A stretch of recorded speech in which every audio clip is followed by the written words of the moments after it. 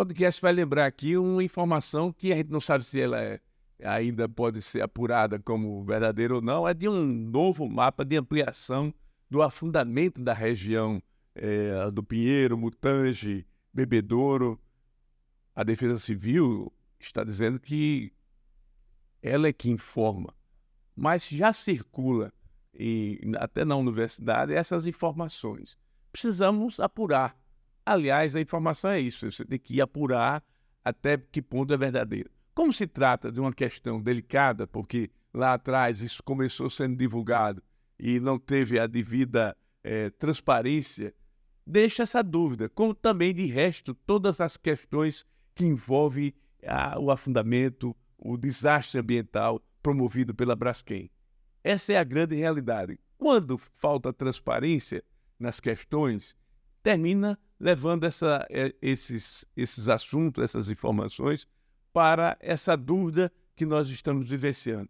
Esse é o resultado do número de informações que circula, da própria internet que proporciona isso, e bem colocado esse ponto para a pessoa que eu, inclusive, vou conversar hoje, que é o presidente do Sindicato do Jornalista. Alexandre, jornalista tem que conviver com o fake news, né? Infelizmente, a gente precisa enfrentar esse mal, que é um dos males da atual sociedade.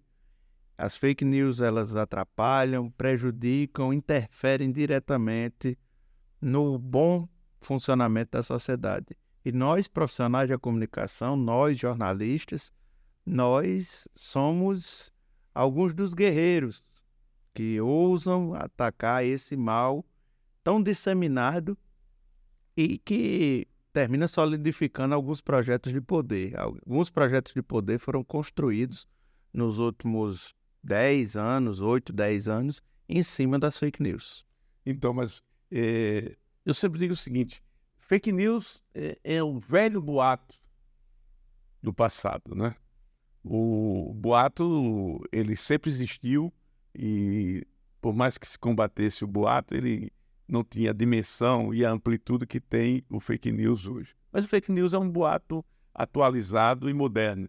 E é isso que está acontecendo, de parte a parte. Você sempre vê uma resposta das questões sendo traduzida de forma falsa em determinados momentos por grupos, por organizações e individualmente por pessoas que começam a lastrear essas questões na sociedade. Nós já tivemos isso com aspectos, inclusive, internacionais, nas eleições do Trump. Nós tivemos problemas sérios com influência, inclusive, internacional. Isso, para o jornalista, como é que ele atua nas redações, na própria rede? Como é que ele vem encarando isso? O que é que você tem visto como uma liderança que está começando nesse campo da defesa da comunicação, na defesa do profissional? Vamos lá, acho que agora a gente começa. Eu comecei falando das fake news, infelizmente elas são uma realidade. E você falou que elas são os boatos. Verdade. Só que elas são boatos muito mais elaborados, muito mais explorados e dimensionados. O que era um boato há 20, 30 anos atrás, hoje ele chega no seu computador, na palma da sua mão, em segundos. Em segundos. Você falou do Trump. O Trump, hoje a gente pode dizer que ele é o pai da mentira moderna, porque ele criou o discurso da pós-realidade. Então, a realidade, estamos eu e Regis Cavalcante aqui na entrevista no pé de ouvido. Mas pode ser dito lá fora que a gente está fazendo outra coisa aqui, que a gente está planejando um golpe, que a gente está construindo uma alternativa política ao que está sendo feito em Alagoas, em Maceió. Você já foi vítima de fake news e já foi vítima de boato. E você sabe a diferença do peso do boato para o peso da fake news. A fake news, ela é o fósforo na pólvora, ela pega muito rápido. o boato, ele tinha todo um processo de construção, ele ia sendo disseminado, mas era muito mais lento. Hoje, as fakes, elas voam, elas, com o poder da internet na palma da mão de todas as pessoas, é muito mais fácil a quem está assistindo a gente viralizar um conteúdo, e principalmente o conteúdo quando ele é de forma pejorativa, de forma enganosa, que foi o que o Trump fez. O Trump, ao criar o discurso ele mentia deliberadamente. E a gente viu o Bolsonaro fazer isso aqui no Brasil e ser eleito presidente. Você conduzir um mandato durante 4 anos, boa parte dele baseado em fake news. Boa parte dele é baseado em pós-verdade. Ele passou a pandemia inteira defendendo um medicamento que a própria ciência dizia que não era alternativa para o enfrentamento da pandemia. E renegou, deixou de lado o tratamento que deveria ter sido feito. Quando o Brasil foi se atentar que tinha que estar envolvido na descoberta de uma vacina, do acompanhamento da pandemia, assim, a gente já tinha perdido milhares de vidas. Boa parte das mais de 700 mil mortes que o Brasil enfrentou, elas teriam sido, não teriam acontecido se o governo, se a União, o governo federal, tivesse agido de uma outra forma, mas preferiu, para manter um discurso político, um discurso em cima das fakes, de manutenção desse status. Então, para a gente, o meu grupo, né, porque não sou apenas eu, nosso grupo que assume o Sindicato dos Jornalistas agora com essa difícil missão, porque a gente passa por uma série de crises, essa é uma das crises, mas a gente tem uma crise da mudança do mercado de trabalho, do modo de fazer trabalho, a gente tem uma mudança, esses resquícios da pandemia. Hoje tem empresa que atende quase que exclusivamente online. A reunião do seu funcionário, um mora em Belo Horizonte, outro em Porto Alegre, outro em Belém, um ou outro em Londres, Miami, e eles se juntam, fazem a reunião online, através dos dispositivos de reunião online, e a empresa se toca assim. Essa é uma das mudanças. Hoje as universidades, você é um professor universitário, as universidades estão enfrentando, principalmente as privadas, estão enfrentando a dificuldade. O esvaziamento também, né? O esvaziamento, porque o jovem acha que isso... O jovem não quer fazer o curso superior. Eu tenho 20 anos de formado. Há 20 e poucos anos, quando eu entrei na UFAL, o sonho de todo jovem era ter um curso superior. Muito jovem não conseguia. Você tem ali o funil do vestibular, era decepcionante. Você vê o seu amigo que estudou contigo não conseguir passar no vestibular. E hoje não, quero não, eu tô pegada. Então, essa é mais uma das mudanças. O avanço das Big Techs. O pé de ouvido vai para o YouTube. Mas se o algoritmo não entender que o pé de ouvido é interessante para ser disseminado, ele vai ficar com um pouquinho de visualização. No mesmo tempo que se o algoritmo, naquele determinado momento, entender que é interessante esse assunto chegar a mais pessoas, o próprio algoritmo distribui. Eu tenho 3 mil seguidores no Instagram. Tem conteúdos que eu posto que atingem quase 30% do meu público. É um número excelente. Mas a maior parte do meu público fica sem ter acesso ao conteúdo que eu produzo nessa rede social. Esse que eu falei de 30 é um acima da média. Em geral, fica 10%. 10%. Ou seja, você acha que está se comunicando ali pela rede social? Não, porque o algoritmo ele entrega o que ele quiser. Mas resvalar mais, né, para a comunicação do grotesco, quanto mais os culachos, quando chamar a atenção. Quando você causa, você foi perfeito. Agora, nessa entrevista aqui eu falo uma frase de efeito, eu ataco alguém, de preferência pejorativamente, eu falo uma frase de efeito, nesse sentido o algoritmo vai me ler e vai me oferecer a mais espectadores, no caso internautas, vai me oferecer como conteúdo. E aí esse vai viralizar, porque ele vai passar para a próxima pessoa que ele achar que tem conectividade, né? Que pensa do mesmo jeito. E aí a gente termina ficando isolado. Porque você termina... em bolhas, né? Em bolhas, perfeito. Porque a gente termina falando única e exclusivamente com quem pensa igual a gente. E aí você fica achando que o mundo é aquilo ali. E que quem não está naquela bolha, quem não está falando daquilo ali, está errado. Mas, Alexandre, o que é possível para romper essas bolhas e romper essa concepção de que o mundo é plural e não pode ser tratado apenas para um público definido, falar pela linha do meu pensamento único? Temos um desafio. Desafio porque se eu disser aqui, primeiro a gente não tem uma fórmula pronta para enfrentar esse desafio. E a gente o primeiro grande enfrentamento do homem contra a máquina. Primeiro grande... A máquina, leia-se a inteligência artificial, porque o algoritmo é uma inteligência artificial. Enfrentar a máquina, o homem enfrenta desde a Revolução Industrial. Mas enfrentar a máquina que pensa, porque por mais que diga, não, a inteligência artificial precisa do homem para programar. Beleza, eu concordo. Mas depois que o homem programa, o algoritmo ele tem que ser isso, isso e isso, já é você enfrentando a máquina. Eu sou do tempo e assim, a gente tem algumas... Eu imagino, você está dizendo que sou do tempo, imagine eu vou dizer que ele teve. A gente tem algumas similaridades. Eu sou apaixonado pelo xadrez. E sou do tempo que o Kasparov enfrentou o Deep Blue. Sim. Foi o primeiro enfrentamento de um homem contra uma máquina que jogava xadrez. Hoje é impossível o melhor enxadrista do mundo enfrentar uma máquina. Ele ainda enfrentou de igual para igual há mais de quase 30 anos. Ele foi para o enfrentamento. Hoje seria muito difícil esse enfrentamento acontecer porque a máquina consegue pensar muitas milhões de vezes na frente. A máquina consegue pensar 25 milhões de jogadas. Então, é impossível. É a mesma coisa. Hoje é esse tamanho desse desafio.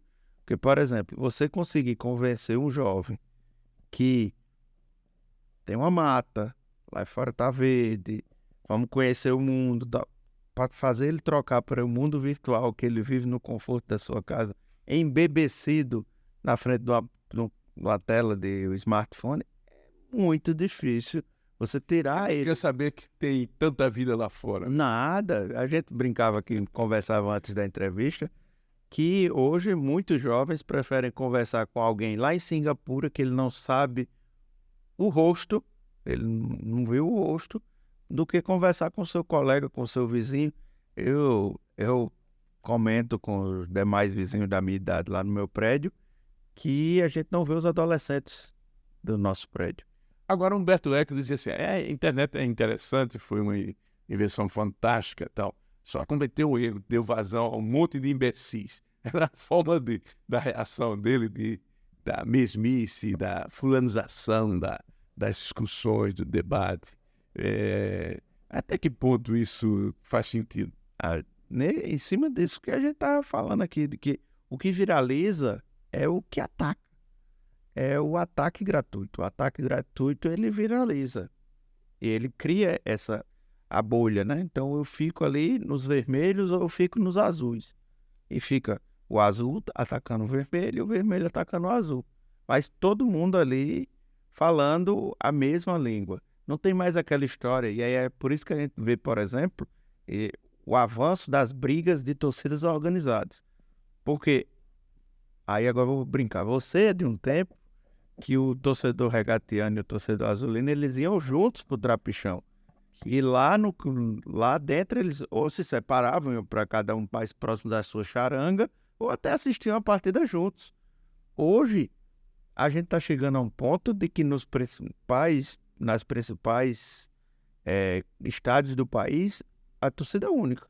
Não tem mais condições de torcedor do time A assistir ao jogo no mesmo local que teve torcedor do time B.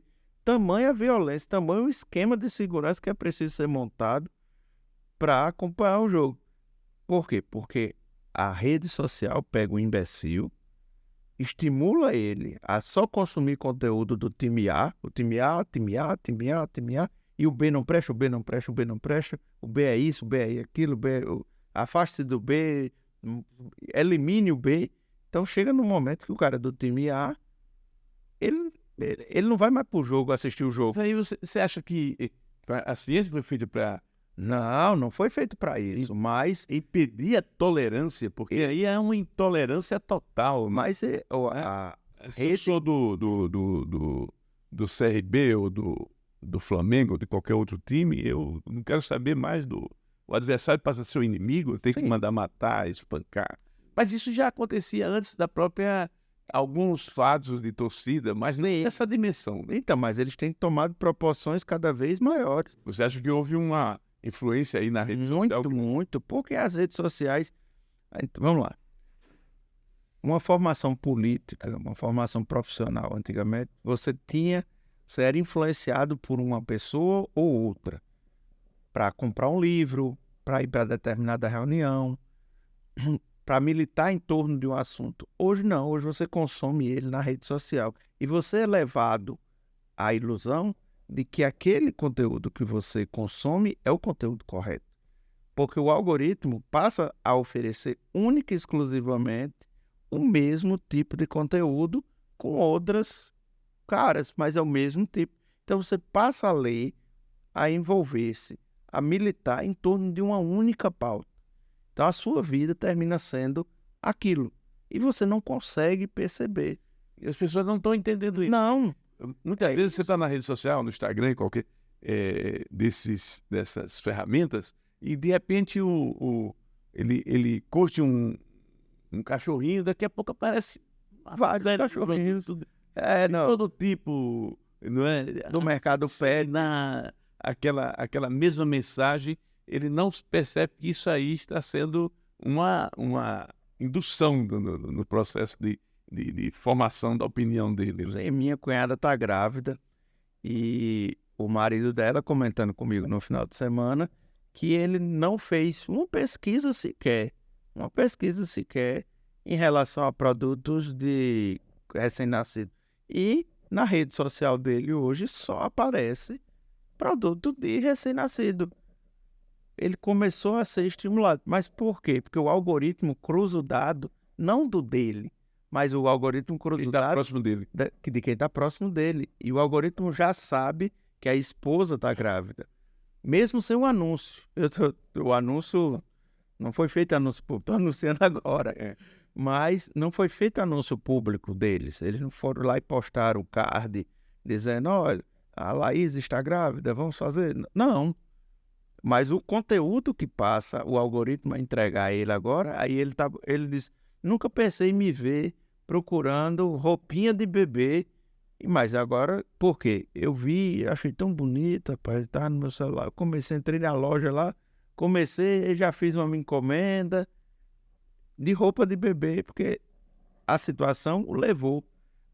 Se a gente voltar no tempo, assim, é muito pouco provável que em tão pouco tempo o pai fosse em busca da primeira roupa de bebê. Mas a ferramenta... Uma coisa inteiramente natural, mas ela vai sendo passada num processo de consumo e de...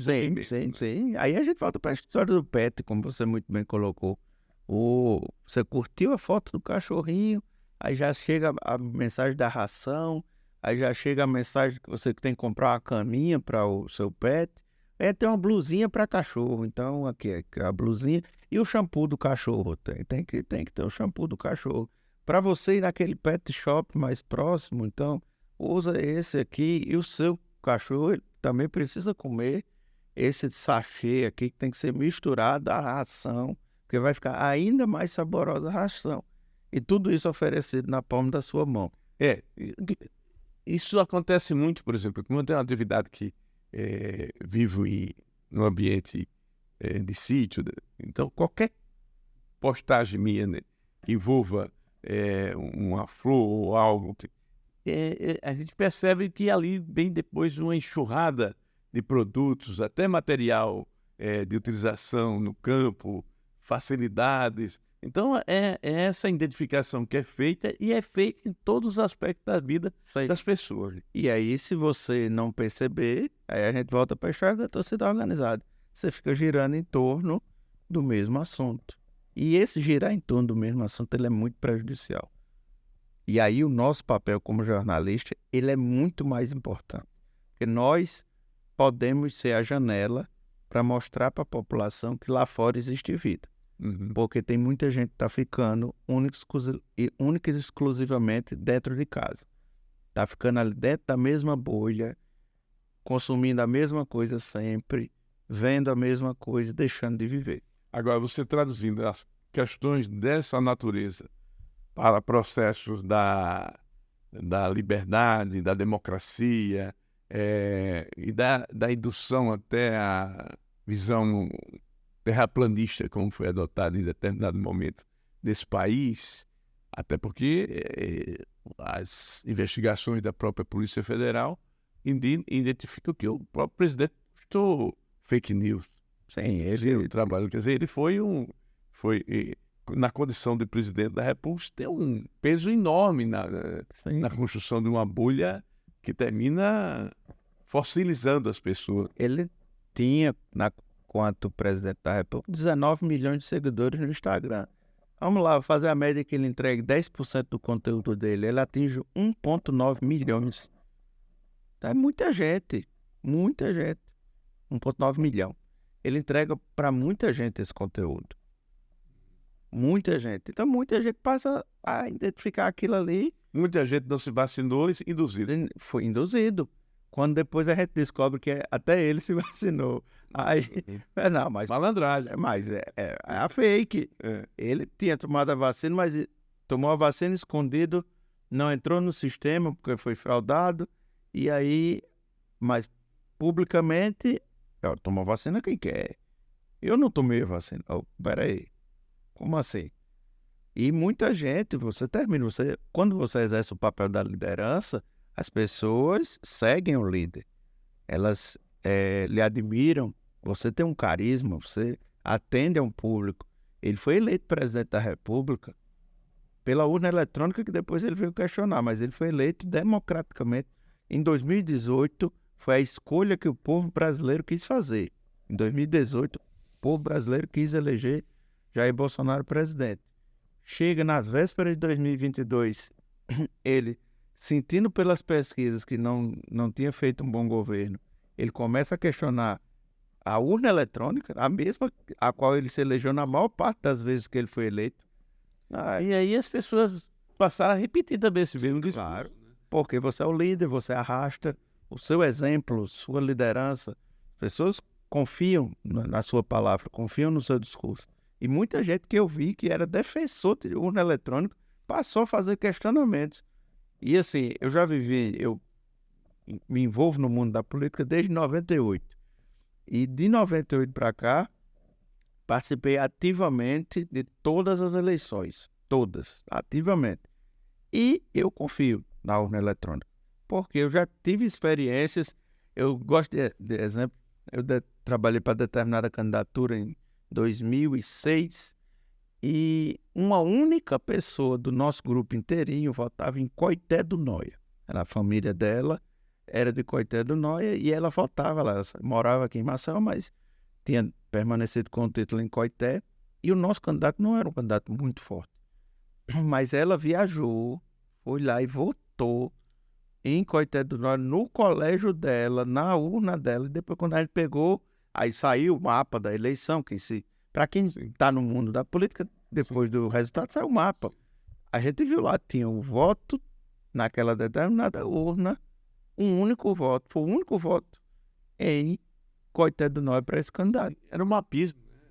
Mas você consegue transferir aquele número de votos, você contava aquelas cédulas, o outro é que anotava, e se não fosse ético, não fosse sério, honesto, mudava aqueles números ou tirava aquele candidato que não era conhecido na região para passar despercebido. Aí agora eu vou mais uma vez brincar com isso. Você é do tempo de que o cara contava voto no papel, né? E o cara que era da contagem dos votos, ele andava com uma buchinha de tinta no bolso. Então, se ele tivesse com outros interesses, ele melava o dedo aqui e contando o voto aqui, ele via um voto em branco, ele botava o dedo, tá aqui, ó. O eleitor demonstrou seu interesse aqui, ele não marcou direito, mas tá aqui. Aí reunia com todo mundo tá ali contando o voto para dizer, essa urna, esse voto vale, não vale, esse voto é válido, não é? E quantos candidatos antes da urna eletrônica não foram prejudicados porque seus votos sumiram. Aí tinha gente Sim. contando voto que puxava um voto e amassava aqui num lance de O dispersa. próprio Jair Bolsonaro, ele foi eleito diversas vezes deputado federal. Sim, com a urna eletrônica e no papel também. Nunca contestou. Nunca. Quer dizer, as pessoas não se faziam esforço para ver essa reflexão, né? Observar, fazer essa reflexão, entender. Mas por que isso? Né? Somente agora isso está acontecendo. Né? Mas isso foi contestado. A gente fica e preso. repetido nas portas dos quartéis. Aí fica preso dentro da fake news. Repetido nas portas dos quartéis. E aí é bem claro, é bem importante deixar claro que tem a fake news de direita, mas também tem a fake news da esquerda. Sim, também. Tem alguns que ficam ali. E houve manipulação dos dois lados. E você termina. E é essa preocupação que eu falo. De você só consumir o mesmo conteúdo. E dentro desse consumo do mesmo conteúdo, você fica dentro de uma bolha e não enxerga o que está acontecendo. E o trabalho do jornalismo, ele, principalmente na pandemia, ele recompôs essa credibilidade, né? Porque havia uma corrida para saber aonde estava realmente a informação verdadeira. Isso houve com esse desgaste que esse processo tem acontecido, mas na pandemia você via algumas pesquisas que já mostravam essa recomposição pela credibilidade, pela responsabilidade da função do jornalista. Nós, sobretudo jornalistas. Sim, nós jornalistas, nós somos os melhores contadores de história. A gente acha o personagem e a gente vai contar a história do personagem. Meu primeiro prêmio de jornalismo que eu ganhei foi na Copa de 2006, quando a Alemanha, um grupo alemão, patenteou a rapadura como um produto genuinamente Deutschland, alemão. Quando, na verdade, a rapadura é um produto brasileiro, de origem brasileira. Os portugueses, quando chegaram, eles no início da cultura da cana, eles não sabiam como armazenar a rapadura e eles foram ali e armazenar o açúcar e transformaram o açúcar em rapadura para melhor transportar e armazenar. E eu fui contar essa história em plena Copa de 2006. E eu tive a oportunidade de ir à fazenda do seu Dede Camilo em Champreta. Hoje o neto dele, o Felipe Camelo, é meu amigo e a gente, quando se encontra, relembra essa história. Relembra que a preocupação que o avô tinha em manter viva a tradição da rapadura, da produção artesanal, do amor, da paixão que tinha pela rapadura. Ou seja, uma história que foi contada e hoje, quase 20 anos depois, lembro com detalhes e me deu um prêmio. Mas por quê? Porque naquela época as pessoas leram a história repercutiu, outros jornalistas, foi parar na televisão essa história. Então, o poder que a gente tem de contar a história, ele é demais. Ele é muito forte. Que a apuração, a investigação, Sim. Isso aí é o que é básico hoje, que a inteligência artificial não faz.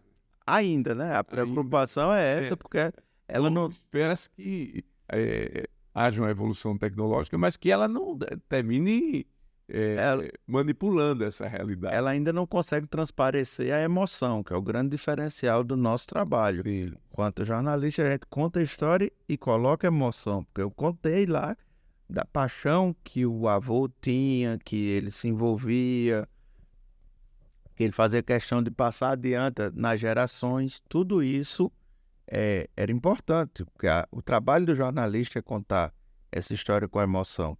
Então, a gente conta essa história.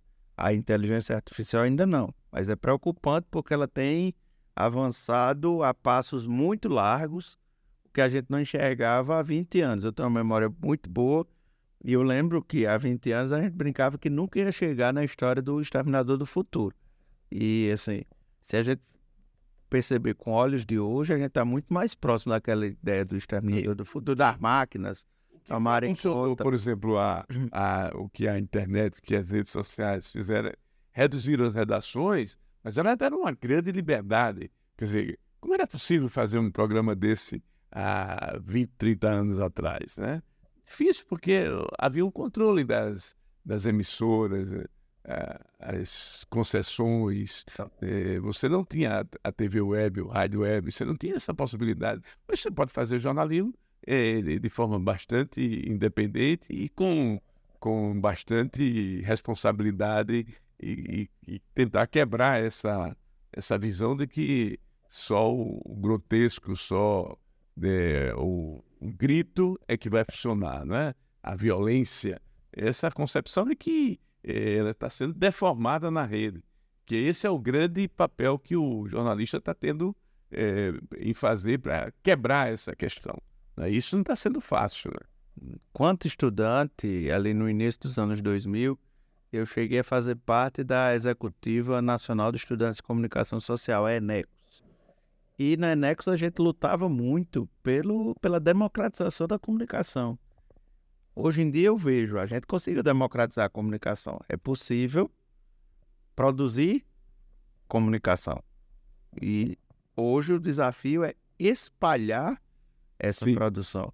Porque a gente consegue romper essas bolhas. Isso, a gente consegue ocupar o espaço na web, mas a gente tem que conseguir navegar dentro do algoritmo para furar a bolha, para furar a determinada percepção do algoritmo naquele exato momento. Falei, a gente faz postagem que alcança 30% do público, como também faz postagem que alcança apenas menos de 10 às vezes.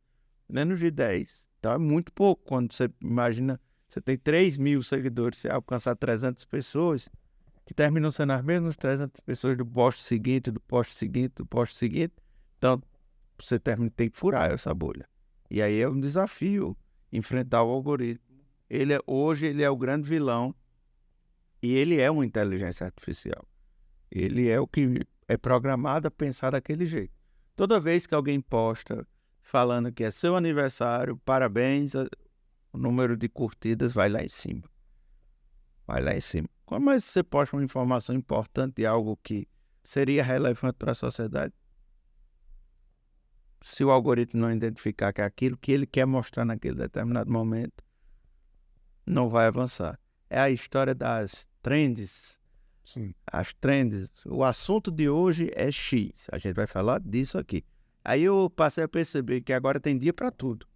Tem dia do amigo, dia do beijo, dia da felicidade, dia do abraço, dia da alegria, para criar trends e as redes tomarem o seu tempo, porque o seu tempo é finito, cada dia dura 24 horas, e dentro desse tempo finito, as redes, que são as Big Techs, elas querem, e eu estou falando dentro de uma Big Tech, elas querem que o seu tempo fique preso dentro daquele determinado conteúdo.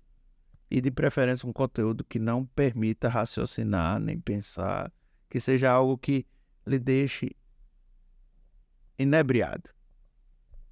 É um desastre, porque você está aí deformando uma sociedade, né? Dividir para comandar, né? Mais fácil. É verdade. Agora, o trabalho de furar essa rede maluca que está aí é trabalhar cada vez mais com informação que tenha conteúdo. Sim. Não, você está certo. O pé de ouvido é uma verdade. É um espaço construído na força, no conteúdo, na história que você tem. Seus convidados percebem isso. Você vem para um debate qualificado, que é bom de fazer. Não é uma conversa fluida. Sim. É uma conversa com conteúdo, que dá para a gente explanar. Tem tempo, que hoje em dia é tudo muito superficial, tudo muito rápido. E traduzindo isso, que é o seguinte, lá atrás você tinha essas limitações, porque você tinha uma assessura enorme, você disseminava a notícia falsa como está disseminando hoje. Lá atrás você impedia que as informações chegassem, né? Então você tinha uma dificuldade enorme de repassar informação. Eu lembro que eu, na direção de um jornalismo de uma televisão aqui, eles nominaram quem é que não podia ser entrevistado, né? Até porque era uma exigência minha. Eu não censuro ninguém, eu sou jornalista. Mas isso também não chegava ao grande público, né? No máximo chegava às pessoas que, quando tentavam falar, diziam, não vai sair. Eu me limitava a dizer o seguinte, eu não censuro. Quem censura é a empresa, porque ela tem o controle. Mas o jornalista não tem esse papel. Foi assim por muitos anos dentro da própria TV Gazeta. E nós enfrentamos isso. Enfrentamos muito.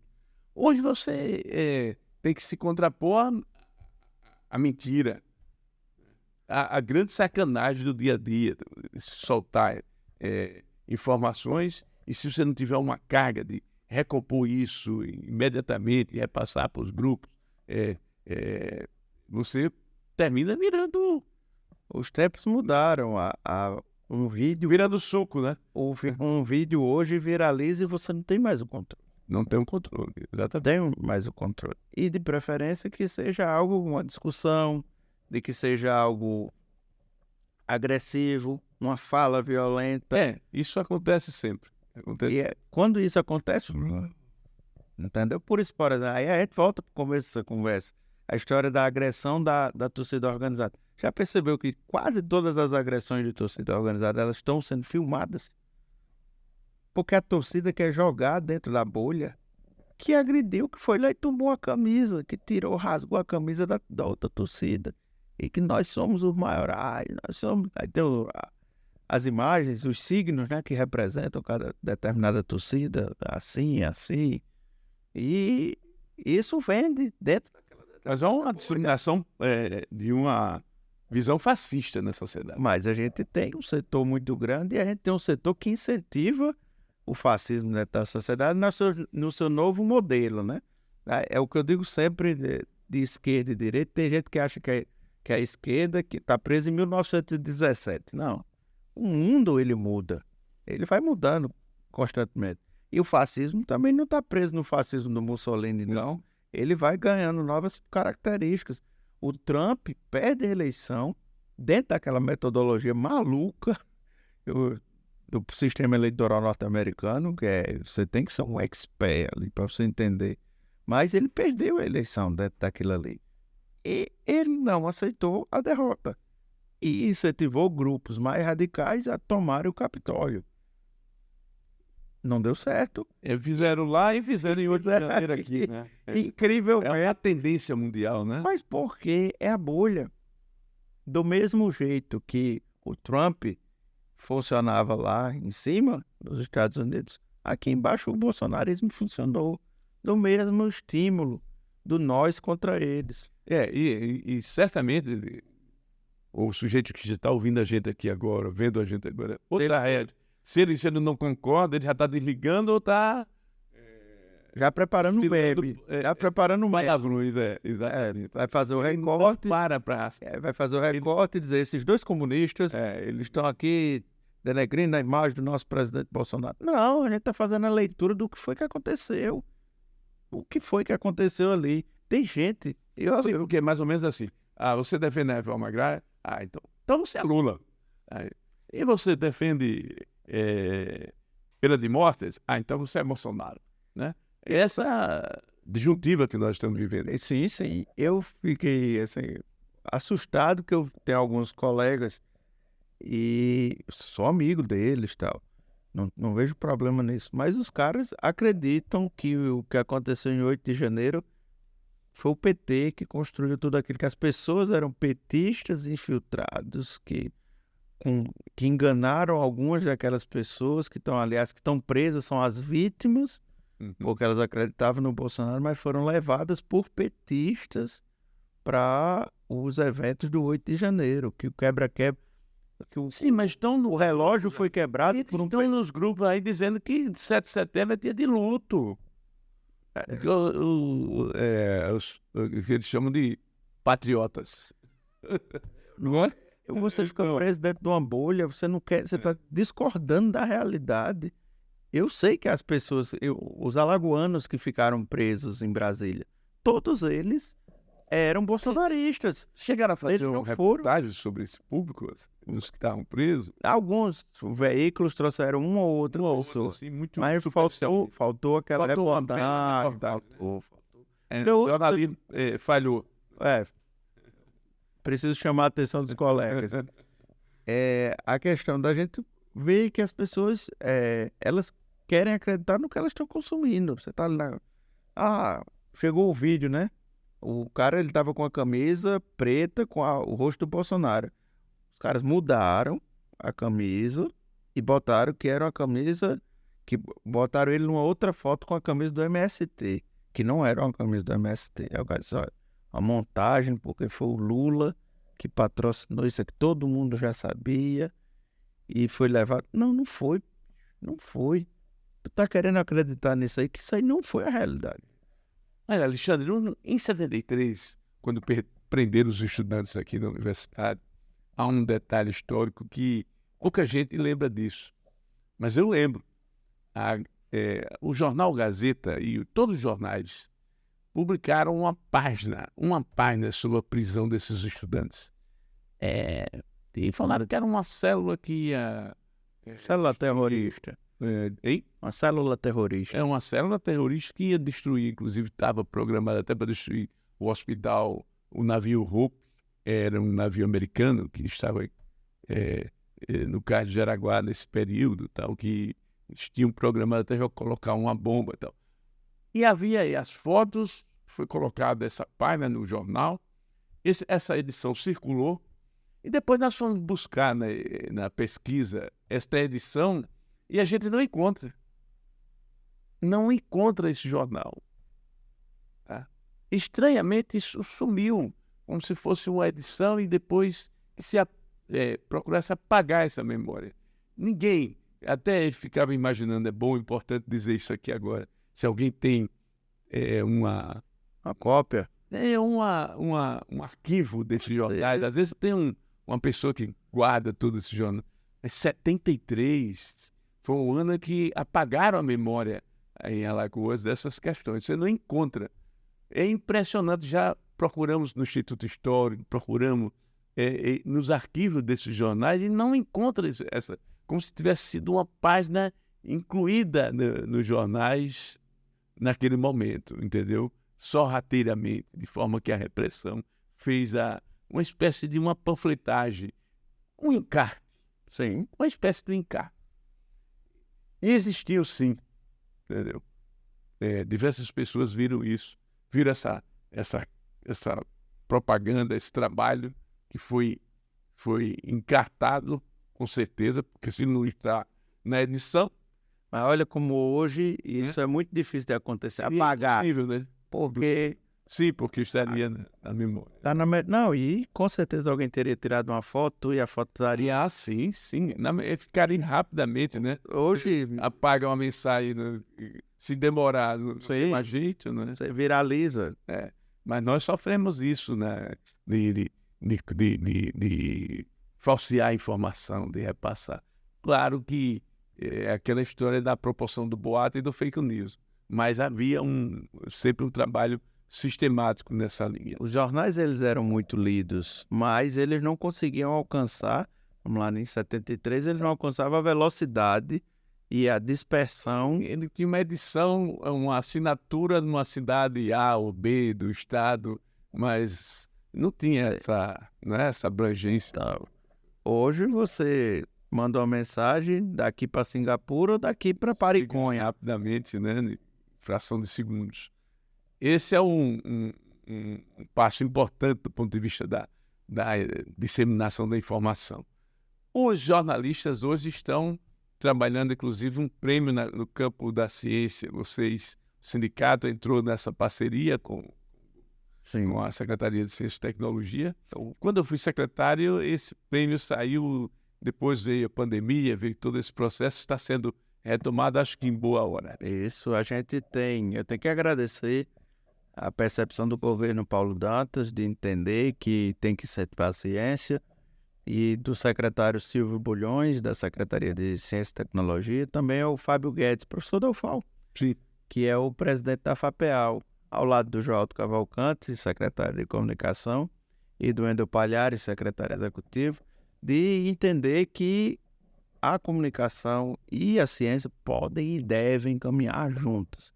Então, o sindicato foi parceiro dessa iniciativa e a gente está trazendo de volta agora o terceiro prêmio Jornalismo Científico José Marques de Mello. Então a gente vai ter agora... É uma homenagem a um alagoano, grande grande alagoano. pesquisador, né?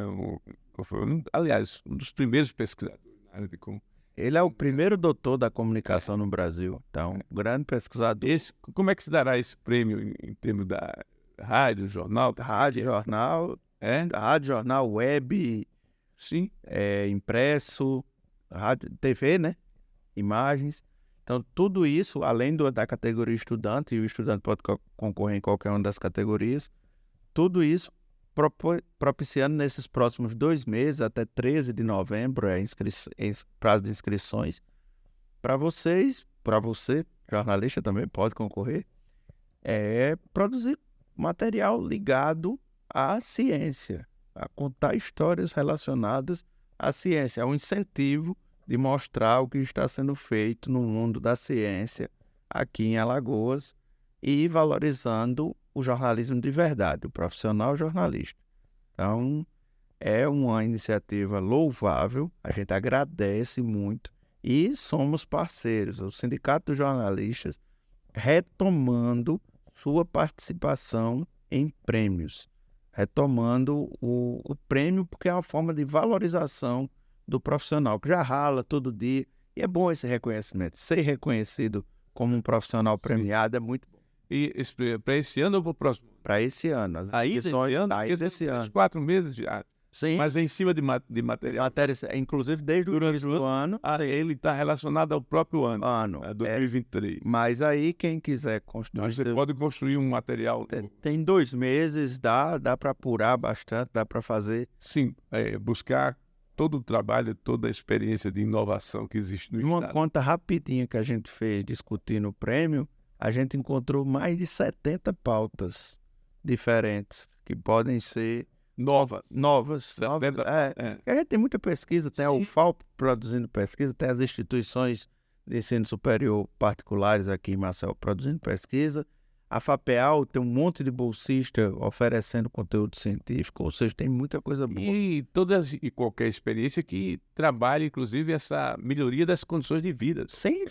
A Ciência e Tecnologia e a Secretaria, a SECT, ela tem um polo de inovação tecnológica num lugar sensacional. Hoje é o aluguel mais concorrido de Maceió. Nós temos várias empresas funcionando dentro do polo. E essas empresas, se o cara disser, não quero mais não, abusei de ser uma startup, quero fazer outra coisa da vida. Quando ele tirar o pé de dentro da sala, já tem outro pé lá dentro. Tamanha concorrência de gente, porque é um produto do governo de Alagoas que funcionou, que é útil para a sociedade. O lançamento foi lá e no polo, e a gente viu a quantidade de jovens frequentando, mais de 1.000 pessoas passam pelo polo de tecnologia todos os dias. Esses prêmios... espaço público. Sei. Nessa área. Isso que funciona 24 horas. Há uma enormidade aí de 70 pautas, deve ter as próprias questões de pesquisa na área ambiental, é um desafio, né? Sim, ambiental,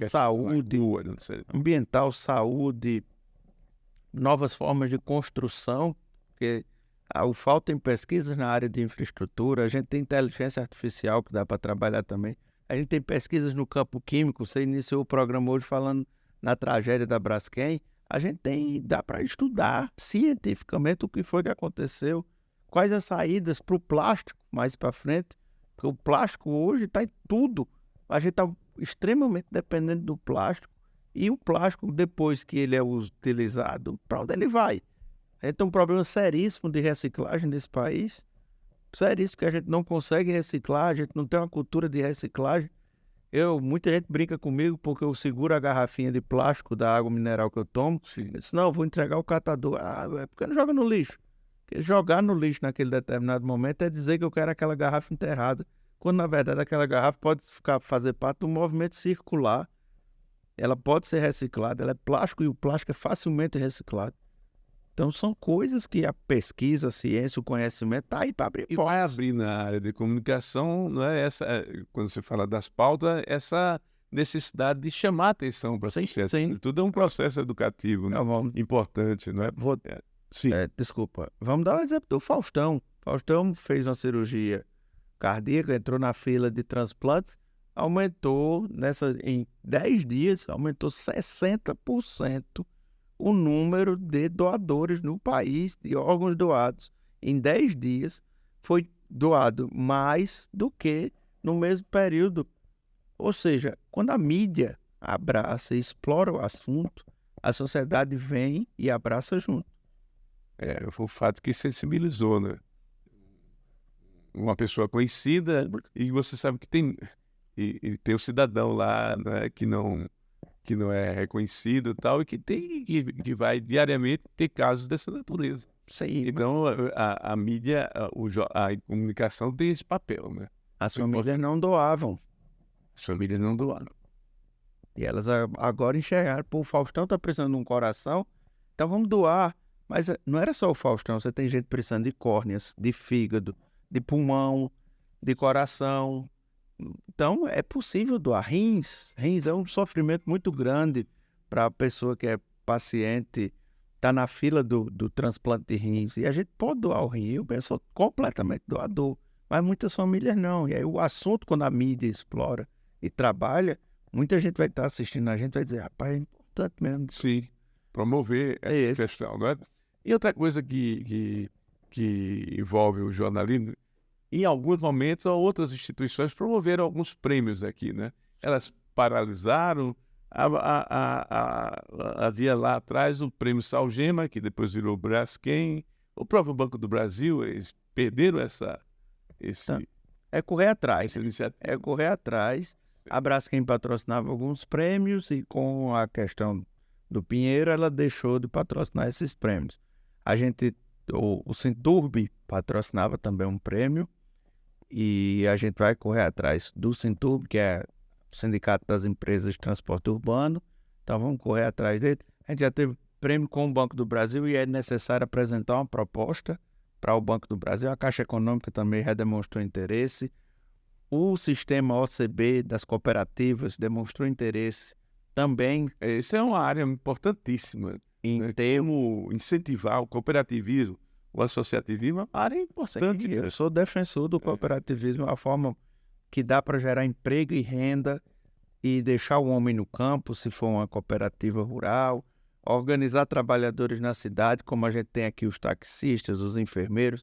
Nós temos a Jorgraf, que roda a Tribuna Independente, ou seja, cooperativa de jornalistas e gráficos. Temos muitas cooperativistas. No Centro-Sul, acho, talvez até pela cultura existente, ações e atividades de cooperativas que são pujantes na economia dos estados do Paraná, Santa Catarina e tal.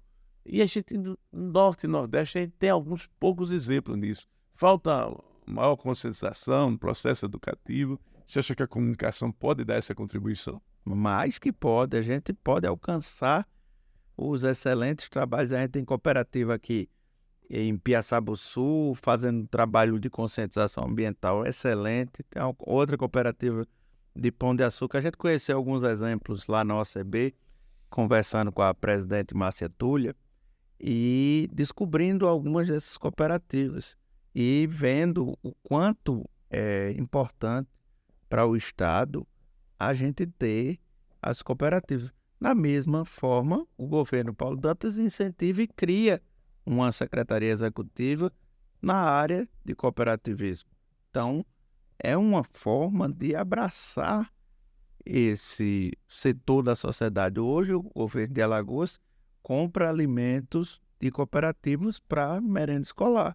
Então, fortalece o homem do campo, fortalece a agricultura familiar, porque a produção de alimentos para merenda tem que ser um alimento in natura, mais próximo. Então, você não consegue, você foge um pouco do sistema agronegócio e fortalece a agricultura familiar, fortalece a cadeia do mel. Hoje, a merenda escolar em Alagoas consome mel. É muito bom isso, porque você vai lá e a gente volta para a pauta ambiental, da importância de proteger os ambientes onde as abelhas possam se reproduzir. A abelha é fundamental para a existência do meio ambiente. Então, a abelha funciona ali, então a gente tem qualidade de vida naquele espaço. Não precisa essa loucura da expansão imobiliária.